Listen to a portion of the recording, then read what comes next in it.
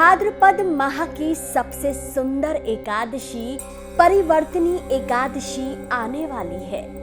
इस शुभ दिन व्रत रखने वाला जातक जाने अनजाने में किए सभी पापों से मुक्त हो जाता है और मोक्ष का अधिकारी बनता है। भगवान विष्णु ऐसे उपासक को अपने चरणों में स्थान देते हैं। राजा बलि की कथा सुनना इस दिन विशेष कल्याणकारी होता है। तो चलिए भगवान विष्णु का नाम लेकर जानते हैं परिवर्तनी एकादशी कब है और इसका महत्व क्या है। मित्रों, अभी भाद्रपद माह है और इसी माह की शुक्ल पक्ष की 11 तिथि को एकादशी की शुभ तिथि पड़ती है। मान्यता है इसी शुभ दिन भगवान विष्णु पाताल लोक में चातुर्मास की योग निद्रा से करवट लेते हैं और इसीलिए इसे परिवर्तिनी, जल झूलनी और पद्मा एकादशी जैसे नामों से जाना जाता है। इस दिन घर घर में भगवान विष्णु के वामन अवतार और राजा बलि की कथा सुनी और सुनाई जाती है। कहते हैं इस दिन उपासक को ये कथा अवश्य सुननी चाहिए। चलिए जानते हैं आखिर परिवर्तिनी एकादशी की तिथि कब है और किस दिन व्रत रखना आपके लिए शास्त्र सम्मत होगा। तो नोट करें, परिवर्तिनी एकादशी तिथि का आरंभ 13 सितंबर शुक्रवार को रात 10:30 से हो रहा है, जो 14 सितंबर शनिवार रात 8:41 पर जाकर समाप्त होगा। इसलिए उदया तिथि के अनुसार परिवर्तिनी एकादशी का व्रत 14 सितंबर शनिवार के दिन रखा जाएगा, जबकि 15 सितंबर को सुबह 6:06 से सुबह के 8:34 तक पारण का शुभ मुहूर्त रहेगा। आप ब्राह्मणों को भोजन खिलाकर दान दक्षिणा देकर व्रत का पारण अवश्य करें। अब जानते हैं परिवर्तनी एकादशी की पूजा विधि।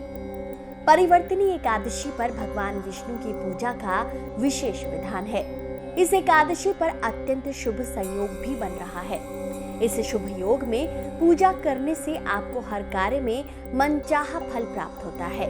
इसलिए इस दिन सुबह जल्दी उठकर स्नान करके सूर्य भगवान को जल देकर अपने दिन का आरंभ करें। फिर व्रत का संकल्प लें। घर के मंदिर की साफ सफाई करने के बाद लकड़ी की चौकी पर पीला कपड़ा बिछाकर भगवान विष्णु की प्रतिमा स्थापित करें और उसके बाद भगवान विष्णु का पंचामृत से अभिषेक करें। पीले फूल, फल, सुगंध, धूप, दीप और नैवेद्य अर्पित करें। तत्पश्चात एकादशी की कथा का पाठ करें और सबसे अंत में भगवान विष्णु की आरती करें। इस दिन भगवान कृष्ण द्वारा कुंती पुत्र युधिष्ठिर को सुनाई कथा का स्मरण अवश्य करें। महाभारत काल में भगवान श्री कृष्ण ने युधिष्ठिर से कहा था कि परिवर्तनी एकादशी का व्रत समस्त पापों से मुक्ति दिलाने वाली और आत्मिक शांति के लिए सर्वोत्तम है। एकादशी का व्रत रखने वाला उपासक भय, रोग, दोष से सदैव मुक्त रहता है। इस दिन जप, तप, ध्यान और दान का विशेष महत्व है। साथ ही राजा बलि की कथा का श्रवण करना भी अत्यंत शुभ है। तो चलिए अब श्रवण करते हैं परिवर्तनी एकादशी और राजा बलि की सबसे प्रचलित कथा। त्रेता युग की बात है। राजा बलि नाम के एक राजा थे। यद्यपि राजा थे असुर कुल के, लेकिन थे भगवान विष्णु के परम भक्त। कहते हैं राजा बलि ने अपनी तपस्या के बल पर कई सारी असाधारण शक्तियां प्राप्त कर ली थी।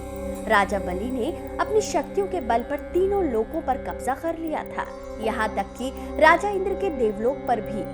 कहते हैं इंद्र समेत सभी देवता इस बात को लेकर अत्यंत चिंतित थे। उन्होंने भगवान विष्णु की पूजा की, तप किया और राजा बलि से अपने शासन की मुक्ति की प्रार्थना की। भगवान विष्णु ने देवताओं की याचना स्वीकार की और वामन अवतार में बलि की परीक्षा ली और परीक्षा में 3 पग जमीन दान में मांग लिए। कहते हैं राजा बलि ने सोचा कि ये कौन सा कठिन कार्य है। अभिमान में चूर राजा बलि भगवान विष्णु के वामन रूप को पहचान नहीं पाए और उन्होंने वामन देवता को 3 पग जमीन देने का वचन दे दिया। कहते हैं इसके बाद वामन देवता ने जो अपना रूप बढ़ाया, एक पग में पृथ्वी और दूसरे पग में उन्होंने पूरा स्वर्ग लोक नाप लिया। अब बारी थी तीसरे पग की, लेकिन तीसरे पग में क्या नापे कुछ था ही नहीं। तब राजा बलि ने महसूस किया कि वामन देवता साक्षात भगवान विष्णु हैं और आखिरकार उन्होंने अपनी हार मान ली। राजा बलि ने वामन देवता के तीसरे पग के नीचे अपना सिर अर्पण कर दिया। ये देखकर भगवान विष्णु बहुत प्रसन्न हुए और इसके बाद उन्होंने अपना पैर राजा बलि के सिर पर रखकर उन्हें पाताल लोक भेज दिया। कहते हैं इसके बाद राजा बलि की पत्नी विंध्यावली ने अपने पति की रक्षा हेतु भगवान विष्णु से बहुत प्रार्थना की। भगवान विष्णु ने राजा बलि को अपने चरणों में स्थान दिया और कहा कि जो कोई इस दिन राजा बलि की कथा सुनेगा वो मोक्ष का अधिकारी होगा और परिवर्तनी एकादशी का फल उसे मिलेगा। भगवान विष्णु की महिमा अपार है।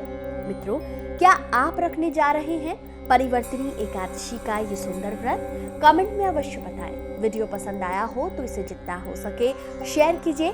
चैनल पर नए हैं तो चैनल को तुरंत सब्सक्राइब कीजिए। जय श्री हरि विष्णु।